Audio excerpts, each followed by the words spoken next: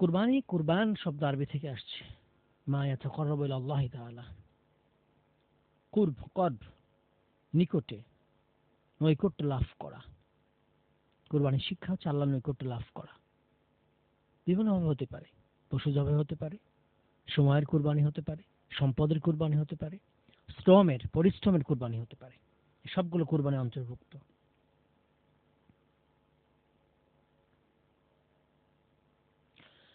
কুরবানির মাধ্যমে নৈকট্য লাভ করার জন্য অবশ্যই কুরবানির ইতিহাসটা আমাদের জানতে হবে, যেটা নিয়ে আমরা কথা বলেছি কুরবানি ঈদের আগে। হাবিল কাবিলের কুরবানি, ইব্রাহিম আলাইহিস সালামের কুরবানি, প্রত্যেকটা উম্মার জন্য কুরবানি ছিল, প্রত্যেকটা জাতির জন্য কুরবানি ছিল। ওয়ালিকুল্লি উম্মাতিন জাআলনা মানসাকা, আল্লাহ তাআলা কোরআন মাজিদে বলছেন প্রত্যেকটা উম্মার জন্য কুরবানি আমি নির্ধারণ করে দিয়েছিলাম। ঈদ আসলে সামাজিক প্রথা এবং লোক দেখানোর জন্য পশু জবাই করলে আল্লাহর কাছে নৈকট্য লাভ করা যায় না। অনেকগুলো বিষয় খেয়াল করতে হয়, নজর দিতে হয়, না হলে আমলগুলো ব্যর্থ হয়ে যায়। তো আমরা সেসব শিক্ষা নিয়ে, সেই বিষয়গুলো নিয়ে কথা বলবো ইনশাআল্লাহ। প্রথম যে বিষয়টা নিয়ে কথা বলবো, একটা ফোন নিয়ে নিই। আসসালামু আলাইকুম, বলুন। জি, প্রশ্ন করবেন, প্রশ্ন করবেন। শুনতে পাচ্ছেন? জি বলুন।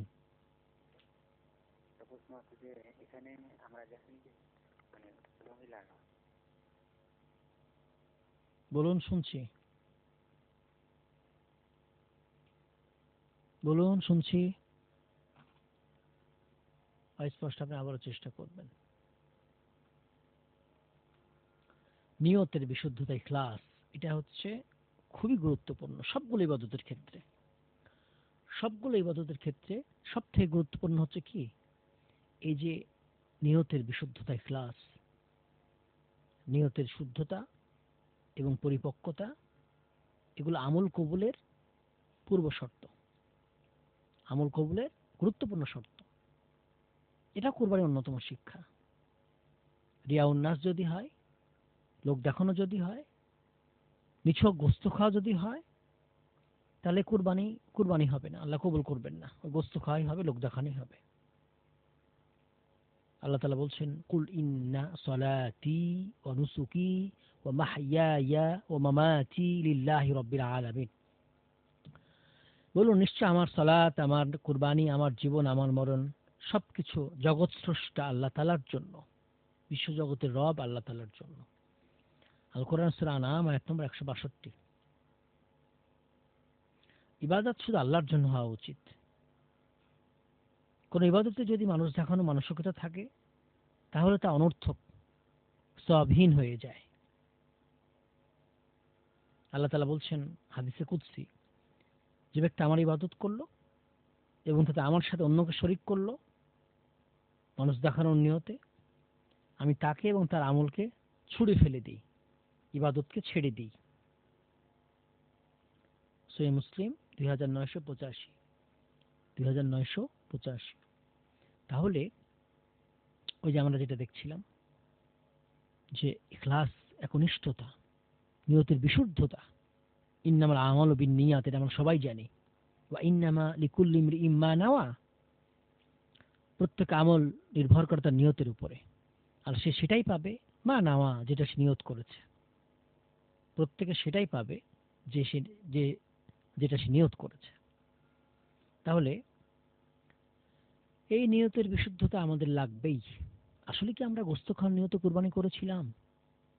আমাদের বাচ্চা কাচ্চা কুরবানি না করলে কি খাবে, আশেপাশে কুরবানি হচ্ছে, মানুষ কি বলবে, এটা কি উদ্দেশ্য ছিল? নিছক গোস্ত খাওয়ার উদ্দেশ্য ছিল, নাকি উদ্দেশ্য ছিল আমাদের বংশের মধ্যে সবচেয়ে বড় কুরবানিটা আমার, পরিবারের মধ্যে, গ্রামের মধ্যে, অঞ্চলের মধ্যে আমার কুরবানিটা সবথেকে বড় হবে, লোক দেখানো? এগুলো ছিল কি না? এগুলোকে আমরা ভেবে দেখেছি কখনো? এগুলো থাকলে তো কুরবানি হবে না, বরং উল্টো গুনাহ হবে, ছোট শিরক হবে। তো এই শিক্ষাটা আমাদের কুরবানি দিয়ে যাচ্ছে, এবং এই শিক্ষাটা সারা বছর সারা জীবন ধরে রাখতে হবে, সবগুলো ইবাদতের ক্ষেত্রে ধরে রাখতে হবে। এটা যদি আপনি করতে পারেন, অনেক কিছু করে ফেললেন আপনি ইসলামের। তাহলে নিয়তের বিশুদ্ধতা আমাদের মাথায় রাখতে হবে এটা। আসসালামু আলাইকুম, বলেন। জি, প্রশ্ন করবেন। আসসালামু আলাইকুম। সালাম রহমতুল্লাহ। শুনতে পাচ্ছেন?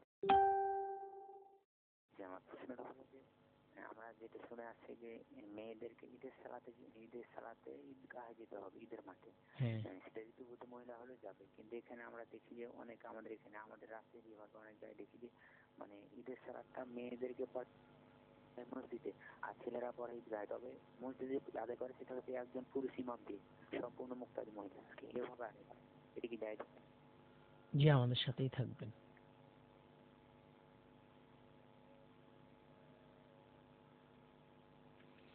তাহলে আমরা একটা গুরুত্বপূর্ণ শিক্ষা নিয়ে কথা বলছিলাম। এবার আর একটা শিক্ষার ক্ষেত্রে যাব, যেটা খুবই গুরুত্বপূর্ণ। সেটা কি? তাকওয়ার শিক্ষা। সবগুলো ইবাদতের মূল হচ্ছে তাকওয়া। ওইটা যেমন নিয়তের বিশুদ্ধতা যেমন দরকার, তেমনি সবগুলো ইবাদতের শিক্ষা হচ্ছে তাকওয়ার শিক্ষা। মুমিন জীবনে তাকওয়ার গুরুত্ব খুবই বেশি। তাকওয়া মানে কি? আল্লাহ ভীতি। আল্লাহ ভীতি যদি না থাকে তাহলে সবকিছু গুরুত্বহীন, অর্থহীন। তাকওয়া আল্লাহ ভীতি ছাড়া কোটি কোটি টাকা খরচ করে কোরবানি দিলেও তাতে কোনো লাভ হবে না। কারণ আল্লাহ তাআলা বান্দার তাকওয়া দেখেন। গোস্ত, রক্ত, মোটা তাজাকরণ কিছু আল্লাহ তাআলা দেখেন না। আল্লাহ তাআলা বলছেন, লা ইয়ানালাল্লাহা লুহুমুহা ওয়ালা দিমাউহা ওয়ালাকিন ইয়ানালুহুত তাকওয়া মিনকুম। লা ইয়ানালাল্লাহা লুহুমুহা, আল্লাহ বলছেন আল্লাহর কাছে পৌঁছে না লুহুমুহা, ওই কুরবানির গোস্তগুলো, ওয়ালা দিমাউহা, এবং তার রক্তগুলো। কি পৌঁছে তাহলে? ওয়ালাকিন ইয়ানালুহুত তাকওয়া মিনকুম, তোমাদের যে তাকওয়া, হৃদয়ের মধ্যে তাকওয়া আছে, এই তাকওয়াটা আল্লাহর কাছে পৌঁছে। সূরা হজ 37। তার মানে হচ্ছে এই কুরবানি আমাদের তাকওয়া শিক্ষা দিচ্ছে। রমাদানের সিয়াম আমাদের তাকওয়া শিক্ষা দিচ্ছে। সবগুলো ইবাদতের সাথে তাকওয়া জড়িত। সবগুলো ইবাদতের সাথে এই নিয়তের বিশুদ্ধতা এগুলো জড়িত। তাহলে আমাদের রক্তগোস্ত আল্লাহ তো চান নাই। কি চেয়েছেন? আমাদের তাকওয়া চেয়েছেন, আল্লাহ ভয় চেয়েছেন। তাহলে এই কুরবানি আমাদের তাকওয়ার শিক্ষাও দিচ্ছে, আল্লাহ ভয়েরও শিক্ষা দিচ্ছে। জীবনের সকল ক্ষেত্রে আল্লাহকে ভয় করে চলতে হবে, আল্লাহ আদেশগুলো মেনে চলতে হবে, আল্লাহর হারামগুলো থেকে বেঁচে থাকতে হবে, ফরজ ও ওয়াজিব সুন্নাহগুলো মেনে চলতে হবে, হারাম বিষয়গুলো ত্যাগ করতে হবে, হালাল বিষয়গুলো গ্রহণ করতে হবে, হারামগুলো ত্যাগ করতে হবে। এটা আমাদের কুরবানি শিক্ষা দিচ্ছে। আসলে কি আমরা কুরবানির পরে হারাম বিষয় ত্যাগ করতে পেরেছি? হালালগুলো গ্রহণ করতে পেরেছি? তাকওয়াকে অবলম্বন করতে পেরেছি? এই আত্মসমালোচনা এগুলো কি আছে, না মানসিক সমালোচনা খালি আমরা করি? তাহলে এই তাকওয়ার বিষয়টা আমাদের গুরুত্ব দিতে হবে এখন। কুরবানি এটাও আমাদের শিক্ষা দিয়ে গেল, তোমার তাকওয়া ঠিক আছে তো? আল্লাহর ভয় ঠিক আছে তো সব কাজে? তোমার ধারণা, বিশ্বাস, কথা, কাজ সব জায়গায় তাকওয়া কি আছে? তোমার বিশ্বাস, তোমার কাজ, তোমার কথা, তোমার ধারণা, তোমার চিন্তা ভাবনা সবকিছুতে যদি তাকওয়া থাকে, আল্লাহ ভয় থাকে, তাহলে তুমি সফল, না হলে তুমি ব্যর্থ। আর এটা যদি থাকে তাহলে তুমি গুনাহ করতে পারবে না। এটা বাস্তব, এটাই তো বাস্তব। একজন মানুষকে আপনি কতক্ষণ গুনাহ থেকে বাঁচিয়ে রাখবেন? দিনের বেলায়? রাতের বেলা প্রশাসন তো থাকবে না। কে বাঁচাবে তাকে রাতে তাকে গুনাহ থেকে? এই তাকওয়াটা তাকে গুনাহ থেকে বাঁচাবে, যে আল্লাহ তাআলা আমাকে দেখছেন, ফেরেশতারা সব লিপিবদ্ধ করছে, আমার সাথে কয়েকজন ফেরেশতা আছে, সব লিপিবদ্ধ হচ্ছে, অডিও ভিডিও হচ্ছে, আল্লাহ তাআলা স্বয়ং দেখছেন। তাহলে সে গুনাহ করবে না। তাহলে সে অন্ধকারে থাকলেও গুনাহ করবে না, একাকিত্বে থাকলেও গুনাহ করবে না। তাহলে এই তাকওয়ার শিক্ষাটা আমাদের ধরে রাখতে হবে সারা জীবন। কুরবানি আমাদের আরেকটা খুব বড় শিক্ষা দিচ্ছে। কি শিক্ষা দিচ্ছে জানেন? ত্যাগের শিক্ষা দিচ্ছে। ভোগের না, ত্যাগের। ত্যাগ করার মানসিকতা এই কুরবানি আমাদের শিক্ষা দিচ্ছে। আল্লাহ তাআলার জন্য কুরবানি আমাদের শিক্ষা দিচ্ছে আত্মত্যাগের, বিসর্জনের, নিজ স্বার্থ বিসর্জনের। আল্লাহ তাআলা তার জন্য, আল্লাহ তাআলার জন্য নিজ জীবন, সন্তানের জীবন উৎসর্গ করতে উৎসাহ দিচ্ছে, উৎসর্গ করতে উৎসাহিত করছে, যেমনটা করেছিলেন ইব্রাহিম আলাইহিস সালাম। আল্লাহ তাআলা বিধানের সামনে নিজ সন্তানকে কুরবান করতে কুণ্ঠাবোধ করেননি তিনি। আল্লাহ তাআলা তো সন্তান জবাই চান নাই, আল্লাহ তাআলা পরীক্ষা করেছেন।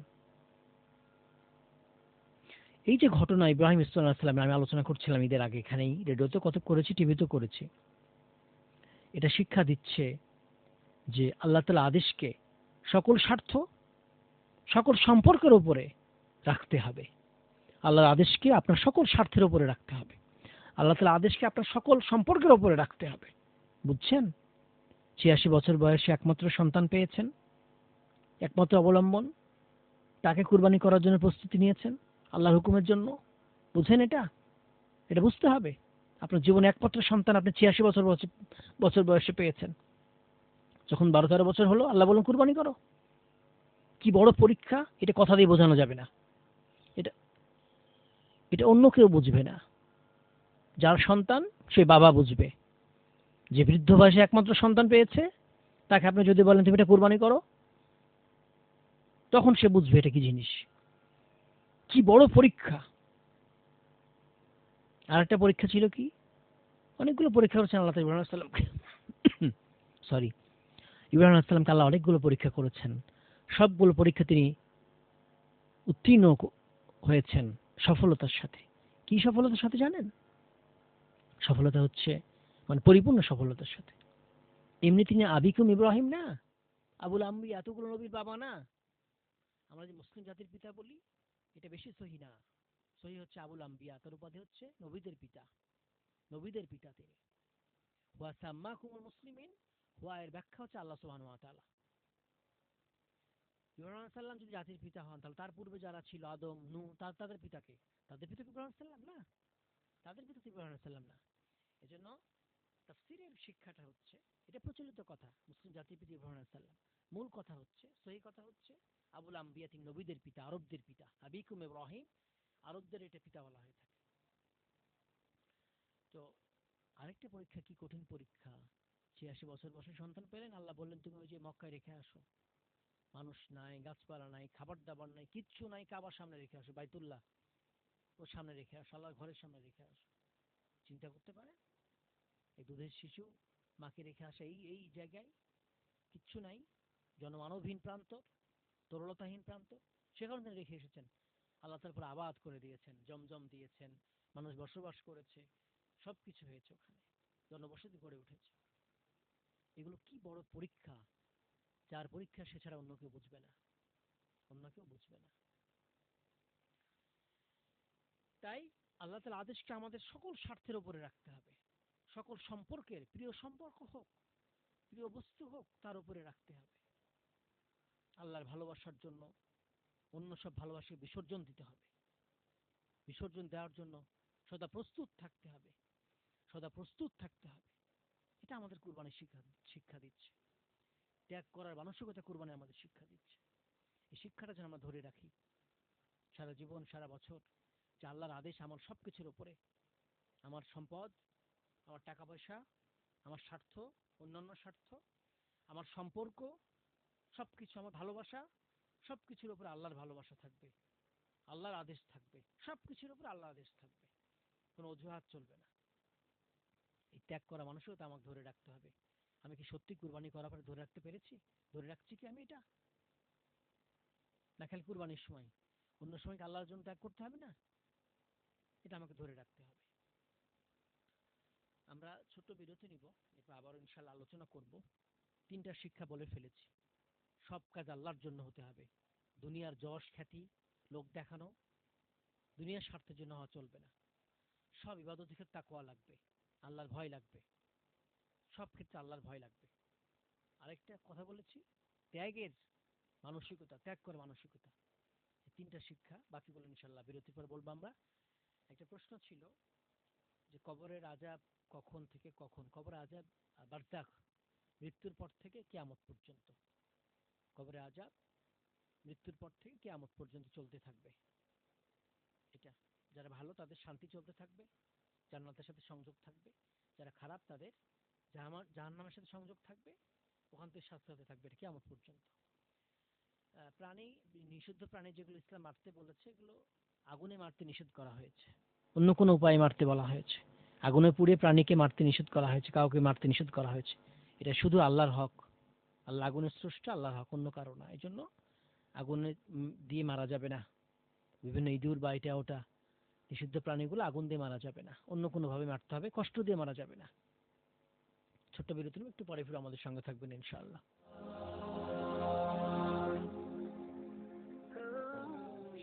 হায় হায় হায় হায় হায় হায় হায় হায় হায় হায় হায় হায় হাসরের ময়দানে আমার কি হবে উপায়, আমার কি হবে উপায়, হায় হায় হায় হায় হায় হায় হায় হায় হায়